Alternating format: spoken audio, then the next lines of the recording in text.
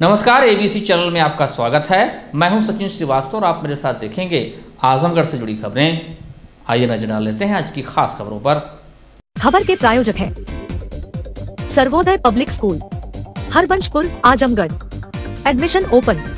Classes nursery to 9th and 11th। Niswa girls inter college, Paharpur, Azamgarh.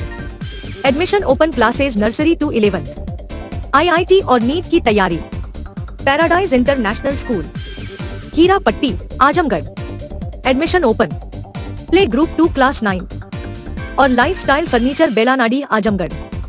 जिले के गंभीरपुर थाना क्षेत्र के आजमगढ़ जौनपुर मार्ग पर स्थित सिधारीगंज बाजार में शुक्रवार की रात्रि में एक सनसनीखेज घटना हुई, जहां एक व्यक्ति ने अपने ही परिवार में झगड़ा कर रहे लोगों व बीच बचाव कर रहे पड़ोसियों को पिकअप से रौंद दिया, जिसमें आधा दर्जन लोग घायल हो गए। वहीं उसके पिता सलाउद्दीन 50 वर्ष की मृत्यु हो गई।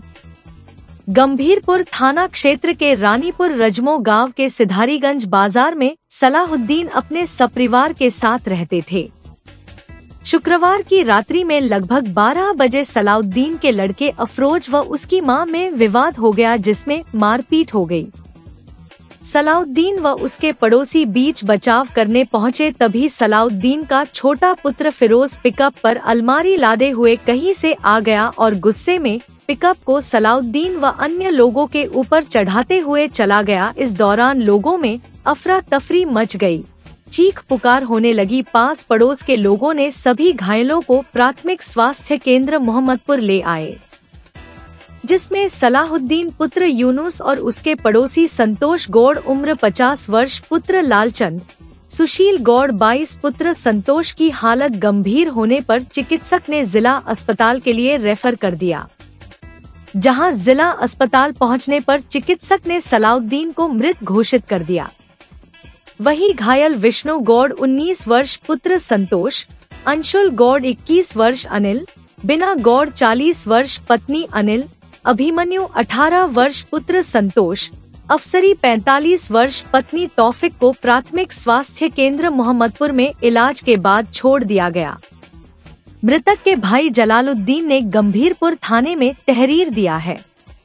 एसपी सिटी शैलेंद्र लाल ने बताया कि इस प्रकरण में मुकदमा अपराध संख्या 287/24 धारा 281 व 106 के तहत दर्ज कर गाड़ी को कब्जे में लेकर ड्राइवर को हिरासत में लिया गया है। शीघ्र ही साक्ष्य के आधार पर आगे की कार्रवाई की जाएगी।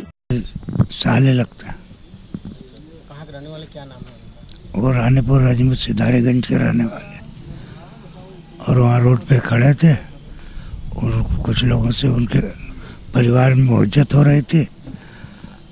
उसी टाइम उनका लड़का पिकअप लेके आया, अलमारी लाद के, और पिकअप वो कंट्रोल नहीं हुए, चढ़ गए उनके ऊपर और उसमें 7-8 जन घायल हो गए।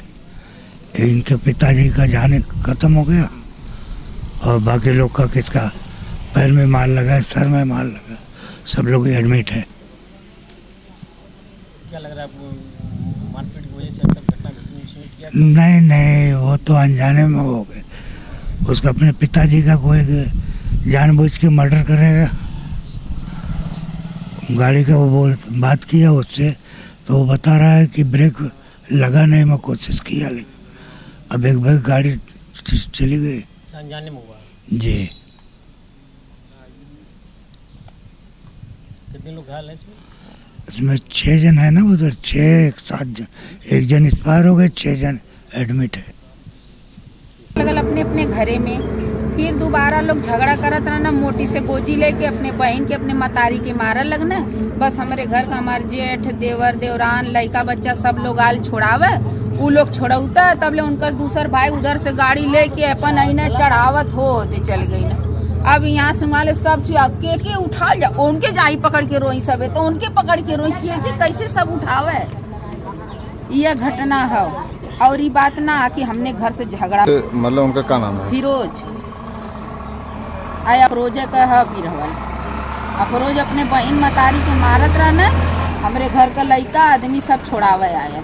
ग्राम रानीपुर रजमो में रात में लगभग 11:30 बजे एक पिकअप वाहन जिसको फिरोज चला रहा था, उसने वहाँ पर इकट्ठे लोगों पर टक्कर मार दी, जिसने ड्राइवर के पिता सलाउद्दीन की मृत्यु हो गई व 6 अन्य लोग वहाँ पर घायल हो गए।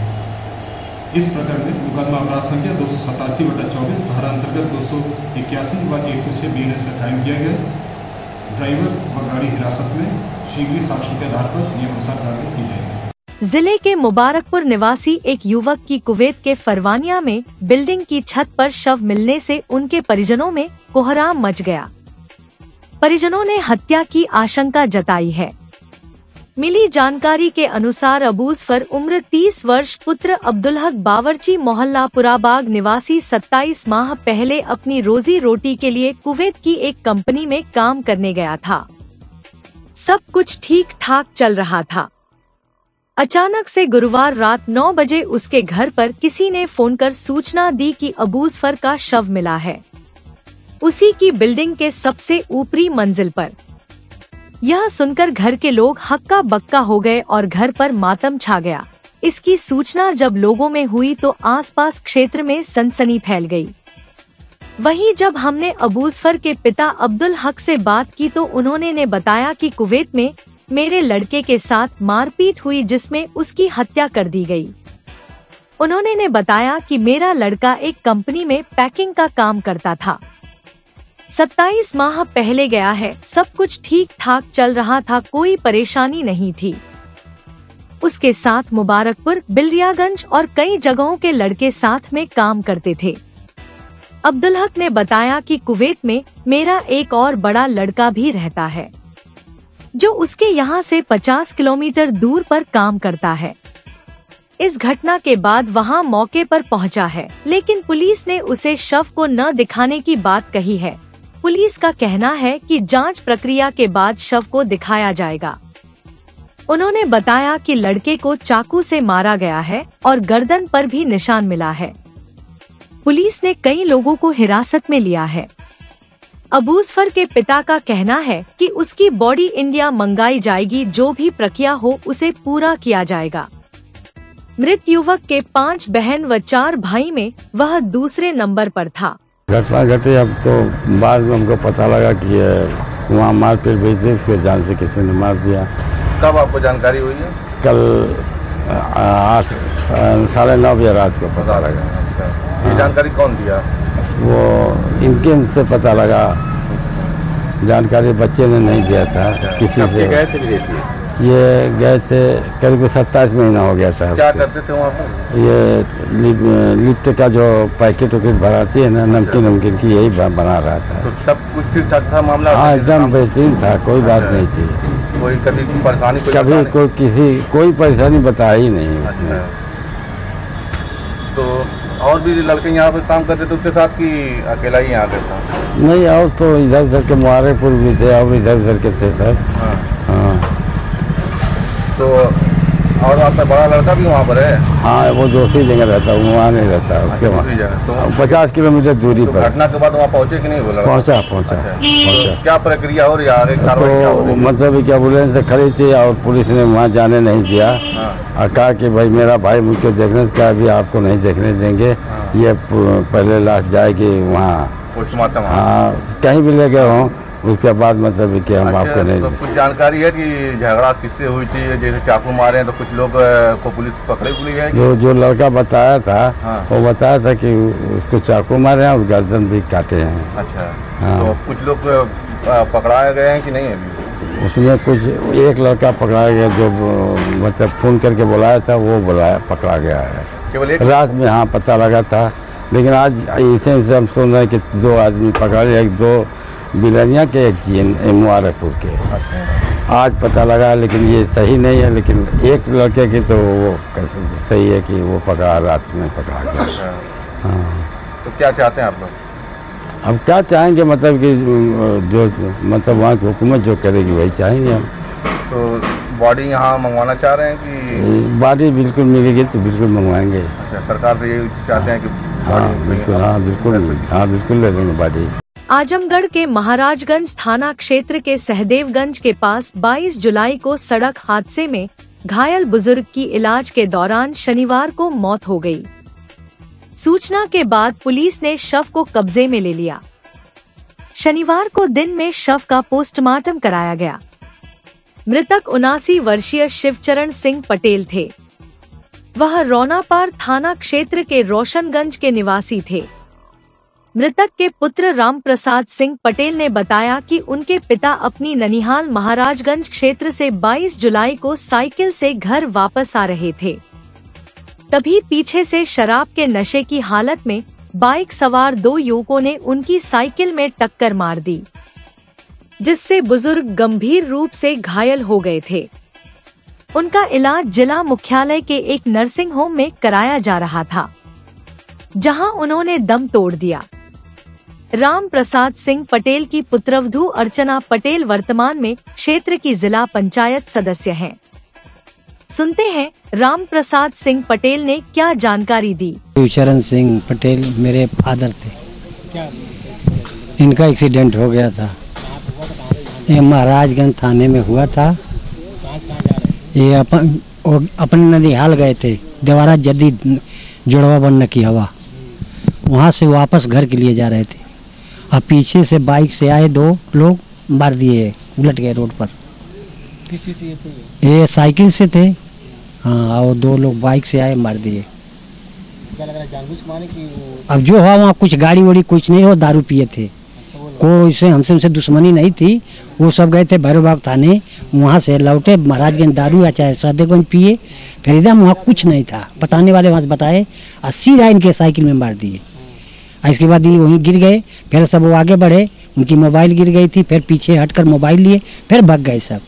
तो वहाँ 2 आदमी और आए, शिवपुर को राधे श्याम यादव है जो उनके घर के, तो दोनों उठा पटा के, तो 2 पुलिस भी पहुँच गई महाराजगंज की मोटरसाइकिल से।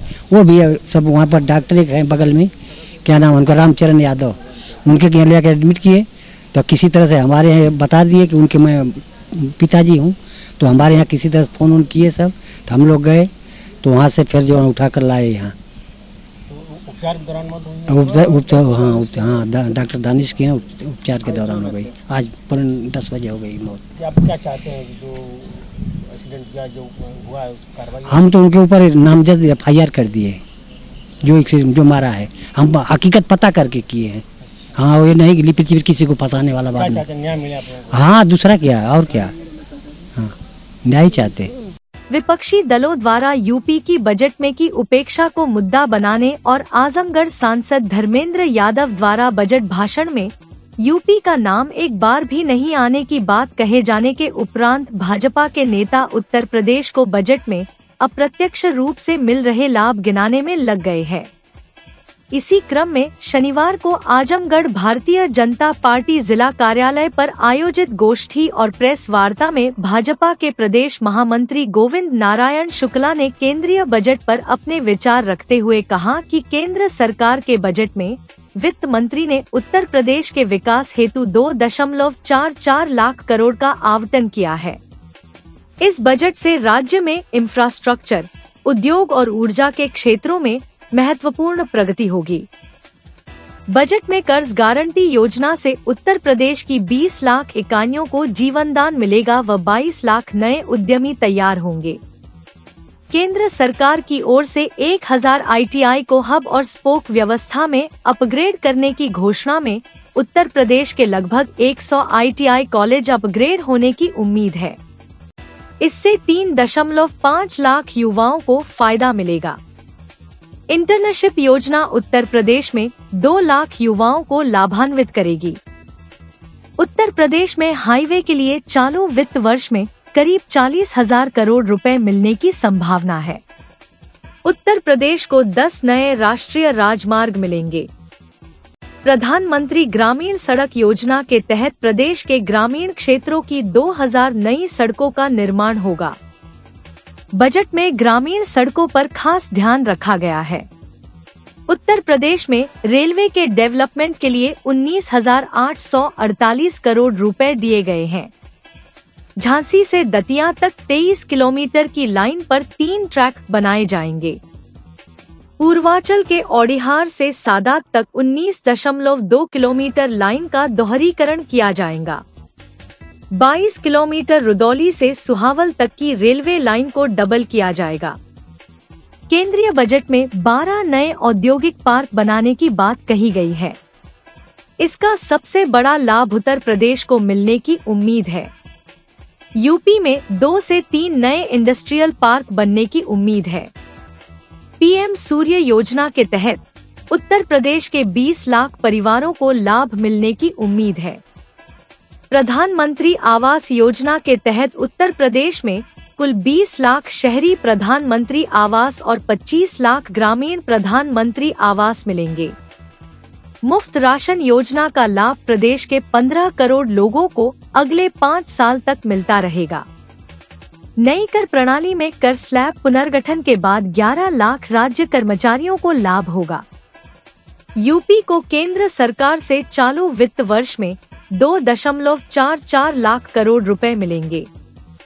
यह राशि केंद्रीय करों में राज्यांश और ब्याज मुक्त लोन के तहत मिलेगी। केंद्र सरकार की योजनाओं के लिए उत्तर प्रदेश को अपेक्षित 7,000 करोड़ रुपए के बजाय 11,500 करोड़ रुपए आवंटित किए गए हैं। केंद्र द्वारा प्रायोजित योजनाओं के लिए अपेक्षित 90,000 करोड़ रुपए के बजाय 96,000 करोड़ रुपए आवंटित किए गए हैं।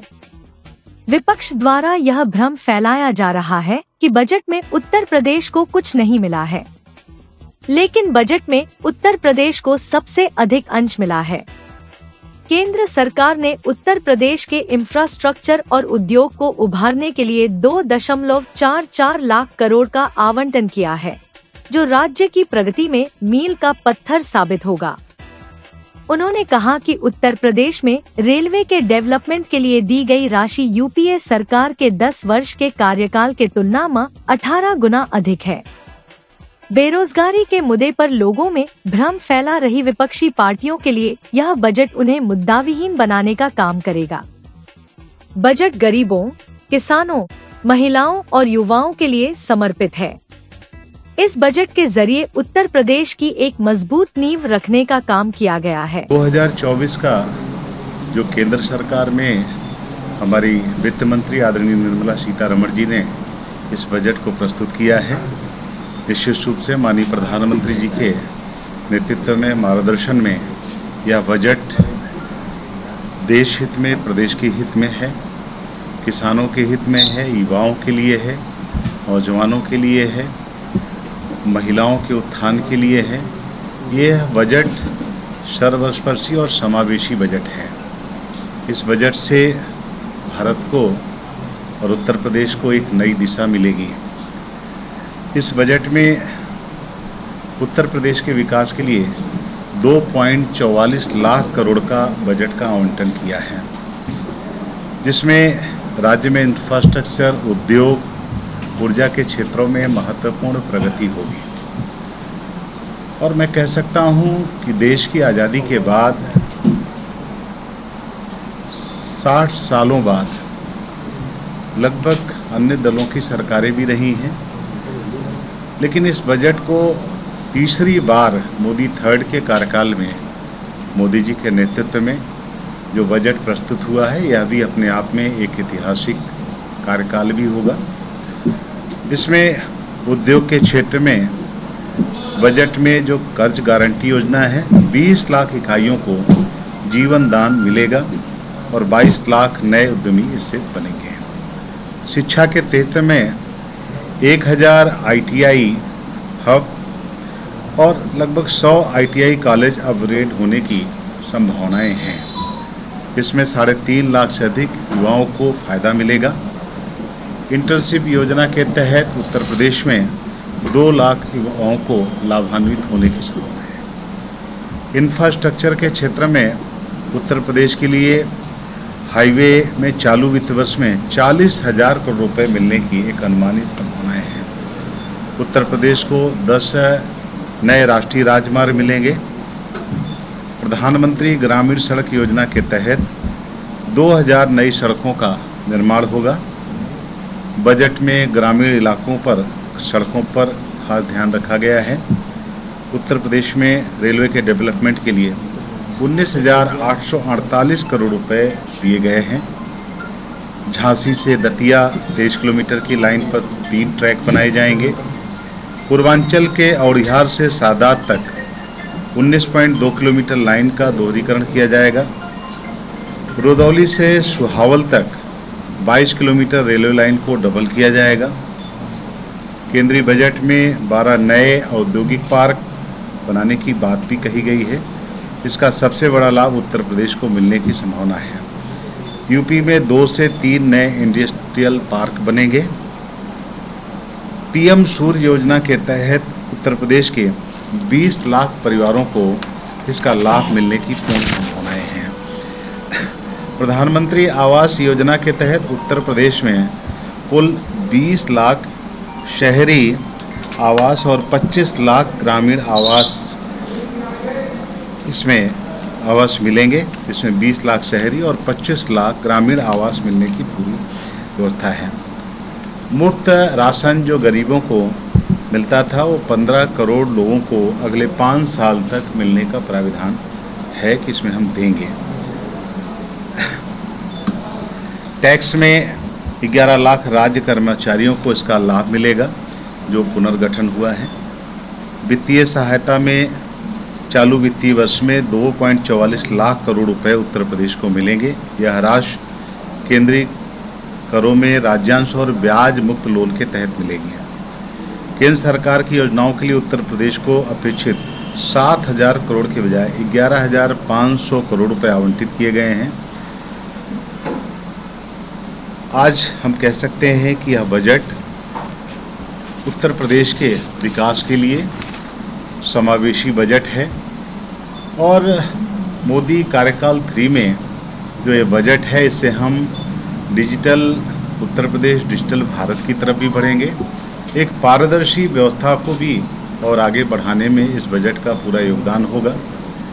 युवाओं को रोजगार, महिलाओं के प्रति महिला सशक्तिकरण की जो हमारी सोच प्रतिबद्धता है उसके आगे और बढ़ाएंगे और साथ ही साथ इंफ्रास्ट्रक्चर का एक बड़ा विकास करने की पूरी संभावना इस बजट में है। आज मुझे आप सबके बीच में बजट के सत्र में जो बजट का विषय है उस विषय पर मैं कह सकता हूं कि पूरे देश में जैसे 11 करोड़ 74 लाख किसानों को जो 2000 किस्त देते हैं, साल में 3 बार किसान सम्मान निधि का, वह भी उत्तर प्रदेश में किसानों को जारी रहेगा। और यह एक लाभार्थियों को जो हम लोन भी देने की बात है वह भी उत्तर प्रदेश में लाभार्थियों को लगभग 25 करोड़ लोग हैं जिससे लाभान्वित होते हैं। तो आज यह कह सकता हूँ किसान, युवा, नौजवान और महिला सशक्तिकरण के लिए यह बजट हमारे लिए बहुत ही उपयोगी बजट होगा। धन्यवाद। अखिलेश जी तो कह रहे थे कि इसमें पूरा अपेक्षा की थी उत्तर प्रदेश की, बजट में कुछ है ही नहीं है। बिहार और आंध्र प्रदेश को दे दिया गया क्योंकि सरकार को चाहिए थी। अखिलेश जी ने पूरे बजट को अभी पढ़ा नहीं होगा और न उसके बारे में उन्होंने समीक्षात्मक किया होगा, लेकिन इस बजट का जो परिणाम आएगा वो हमको देखने को मिलेगा और अभी भी देखने को मिलता है। किसान सम्मान निधि का पैसा डीबीटी के माध्यम से किसानों को मिलता है। अन्य भी जो योजनाओं की राशि है बिना किसी भ्रष्टाचार के सीधे किसान से लेके नौजवान, महिला उनके खातों में मिलता है। तो डीबीटी का एक बहुत बड़ा लाभ मिल रहा है। और इंफ्रास्ट्रक्चर के क्षेत्र में भी जो डेवलपमेंट है मैं कह सकता हूँ, चाहे रेलवे का क्षेत्र हो, चाहे सड़कों के क्षेत्र में हो, ग्रामीण सड़कों के क्षेत्र में हो, सभी क्षेत्र में हमने किया है। विद्युत के क्षेत्र में पीएम सूर्य योजना एक लाभकारी योजना गरीबों के लिए साबित ये विशेष ख्याल रखा गया है और राज्यों की जो इंडिया गठबंधन के राज्य हैं उनकी उपेक्षा की गई है। सभी राज्यों को भी बजट में प्रावधान मिला है, उत्तर प्रदेश को भी मिला है, बड़ा बजट मिला है और उत्तर प्रदेश पर हम कह सकते हैं कि उत्तर प्रदेश वैसे भी विकसित प्रदेश की तरफ है और आगे और बढ़ेगा। बजट तो सर ठीक है लेकिन उत्तर प्रदेश में कुछ सही नहीं चल रहा है। बड़ा संगठन और सरकार के बीच खींचतान चल रही है और आज सीएम साहब को बुलाया गया है, दोनों सीएम भी गए हुए हैं। तो एक बड़ी आशंका है लोगों में पब्लिक में कि क्या होने वाला है, कुछ परिवर्तन होने वाला है। उत्तर प्रदेश में बिल्कुल स्थिर सरकार है, बहुमत की सरकार है। दिल्ली हमारा नेतृत्व जब बैठकें होती तो जाता है। आज प्रधानमंत्री जी की वहाँ पर बैठक है, उस नाते उस बैठकों में माननीय मुख्यमंत्री जी ये विपक्ष एक नैरेटिव फैलाने का काम कर रहा है और उसने चुनाव में भी एक गलत प्रकार का नैरेटिव सेट किया कि आरक्षण समाप्त हो जाएगा। दूसरा उन्होंने एक नैरेटिव सेट किया कि 8,500 रुपये हर को सीधे खटाखट मिलेगा, और इस तरह भ्रामक प्रचार करके जनता में नैरेटिव सेट करने का काम किया है। वैसे इस बजट के बारे में भी विपक्ष एक नैरेटिव सेट कर रहा है, और भारतीय जनता पार्टी आज नहीं पहले भी पूरी एक मत है। और आज मैं कह सकता हूँ कि हमारे इस उत्तर प्रदेश में हमें जनता ने अपना आशीर्वाद दिया है, जो थोड़ा बहुत कमियां हैं उसको भी हम सब लोग पूरा करेंगे। जब विपक्ष सेट कर रहा था तो भाजपा के लोग उसका काउंटर क्यों नहीं कर सकते? भारतीय जनता पार्टी अपना काम कर रही है। आज भी हमको उत्तर प्रदेश के चुनाव में सर्वाधिक मत जनता ने दिया है, और जनता 2027 में पुनः बीजेपी को आशीर्वाद देगी। लेकिन जो अंतर कला चल रही है उसका नुकसान नहीं पार्टी को उठाना पड़ा। भारतीय जनता पार्टी में कोई कला नहीं है, किसी प्रकार की कोई कला नहीं है। कोई बैठक में जाते हैं तो उसको कला नहीं कहा जा सकता है। नीति आयोग की बैठक में आजमगढ़ के लालगंज स्थित सेंट जेवियर स्कूल की बस शनिवार को सुबह 15 थाना मेहनगर में अनियंत्रित होकर सड़क किनारे खाई में चली गई। घटना के समय बस में 3 बच्चे ही मौजूद थे। तीनों बच्चे जख्मी हो गए, जिन्हें पंधा प्राथमिक स्वास्थ्य केंद्र पर ले जाया गया, जहां से उन्हें प्राथमिक उपचार के बाद छोड़ दिया गया। घटना के चलते परिजनों में आक्रोश था। वहीं भारी संख्या में ग्रामीण भी मौके पर पहुंच गए थे। बस चालक ने बताया कि बस की मेंटेनेंस ठीक नहीं थी और स्टीयरिंग में गड़बड़ी के चलते नियंत्रण वह खो बैठा। सूचना के बाद मौके पर सेंट जेवियर स्कूल के प्रबंधक समेत अन्य लोग पहुंच गए थे। उन्होंने ग्रामीणों और परिजनों से बात की। परिजनों और ग्रामीणों ने अपनी नाराजगी जताई। स्कूल प्रबंधन में भरोसा दिया कि अब इस बस को नहीं चलवाएंगे। बता दें कि घटनास्थल स्कूल से करीब 20 किलोमीटर दूर स्थित है। सुबह का समय था और बच्चों को इसी गांव से लेकर आगे अन्य गांव में भी बच्चों को लेना था, लेकिन पहले ही हादसा हो गया, जिससे ट्रैफिक न होने के चलते ज्यादा हानि नहीं हुई। अगर आगे मुख्य मार्ग पर स्टीयरिंग में गड़बड़ी हुई होती तो बड़ा हादसा हो सकता था। फिलहाल मामले में स्थानीय थाने में भी तहरीर दे दी गई है। Paradise International School, a CBSE board, co-ed English medium school, a place for your lovely kids in your nearby vicinity. Paradise International School focuses on the overall development of a child, academically, psychologically, as well as physically. It focuses on sports activity to bring best out of every child by training their minds and body for competitive environment. Admission open for playgroup to class 9th CBSE board. Sarvodaya Public School near RTO office Harbanspur, Azamgarh. Affiliated to CBSE. Admissions open from classes nursery to 9 and 11. जहां है highly experienced faculty, advanced labs, magnificent library, huge playground with lush green campus, separate ground for pre-nursery, separate classes available for girls and boys. We also organize sports, music, smart classes, and many more facility available. Niswa girls college Paharpur Azamgarh के सबसे पुराने colleges में से एक है, जो 1938 से विज्ञान, वाणिज्य, कला के क्षेत्र में उत्कृष्ट शिक्षा प्रदान कर रहा है। इसने कक्षा 9वीं से 12वीं तक IIT और नीट की तैयारी के लिए ग्रेविटी इंस्टीट्यूट लखनऊ के साथ इंटीग्रेटेड कक्षाएं भी शुरू की हैं। कक्षा नर्सरी से 11वीं तक प्रवेश खुला है।